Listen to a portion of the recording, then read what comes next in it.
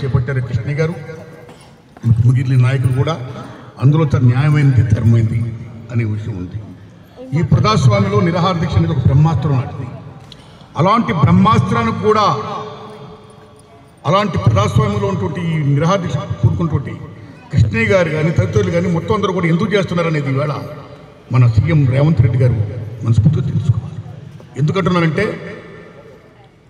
కామారెడ్డి డిక్లరేషన్లో బీసీలకు స్థానిక సంస్థల్లో 42% రిజర్వేషన్ కల్పిస్తాం అని కాంగ్రెస్ గవర్నమెంట్ చెప్పడం, కాంగ్రెస్ గవర్నమెంట్ అధికారంలోకి వచ్చిన తర్వాత నుంచి కూడా 42% రిజర్వేషన్ అమలు చేస్తామని చెప్తూ స్థానిక సంస్థల ఎన్నికలు ప్రకటించి అవి ఇవ్వకుండా 42% అమలు జరగకుండా ఈ రకంగా స్థానిక సంస్థల ఎన్నికలు నిర్వహించడం అనేది కరెక్ట్ కాదు.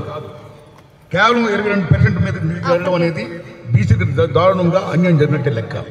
అందుకని ఏ జీవో అయితే 46 పట్టుకొచ్చారో స్థానిక సంస్థల ఎన్నికలు జరగాలి అనే ఉద్దేశంతో ఆ జీవోని వెంటనే ఉపసంహరించాలని, ఈ సేమ్ టైం నేను ఒకటే విజ్ఞప్తి చేస్తున్నా సీఎం రేవంత్ రెడ్డి గారిని.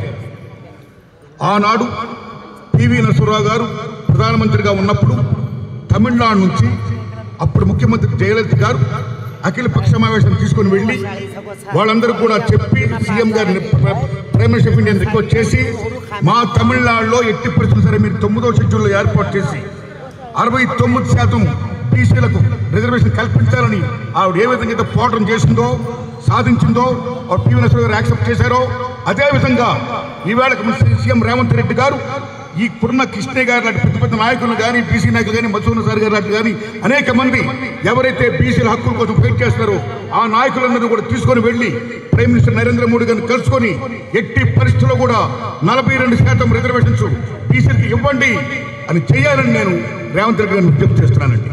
Thanks a lot.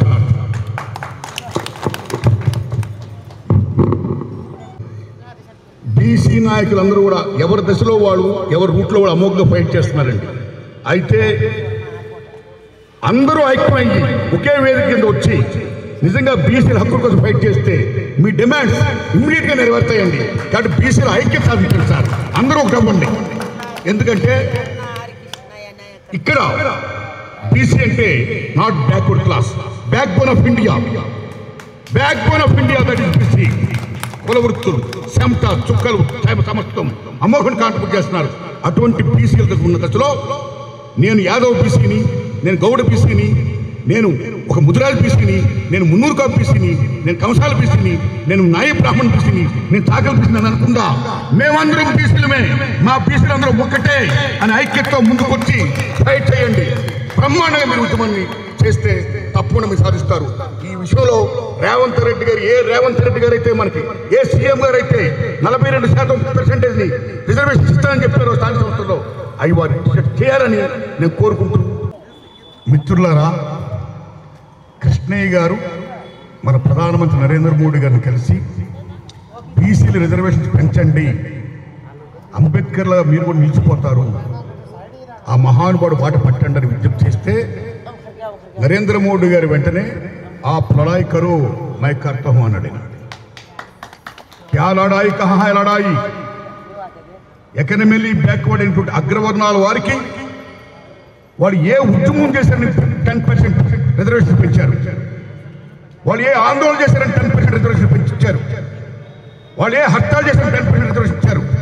వాళ్ళు ఏం అడగకుండా, ఏం ఆందోళన చేయకుండా అగ్రవర్ణాల వారికి మీరు 10% రిజర్వేషన్ ఇచ్చినప్పుడు న్యాయబద్ధంగా ఏ బీసీలు అయితే ఉన్నారో 58% పైగా ఏ బీసీలు అయితే ఉన్నారో, ఏ బీసీలు అయితే సమస్తాన్ని కూడా ఈ సమాజం కోసం, దేశం కోసం ధారపోస్తున్నారో అలాంటి బీసీలకి న్యాయంగా రావాల్సిన హక్కులు మేమెంతో మాకంతనే ఓటాని, ఆ రిజర్వేషన్స్ ని మీరు ఎందుకు అమలు చేయాలి? నరేంద్ర మోడీ గారు మీరు అమలు చేయాలి. అందుకని నా విజ్ఞప్తి కృష్ణ గారిని ఏం విజ్ఞప్తి చేస్తానంటే, రేవంత్ రెడ్డి గారిని మనం ఎంత డిమాండ్ చేస్తున్నామో నరేంద్ర మోడీ గారిని కూడా అంత డిమాండ్ చేయాలి.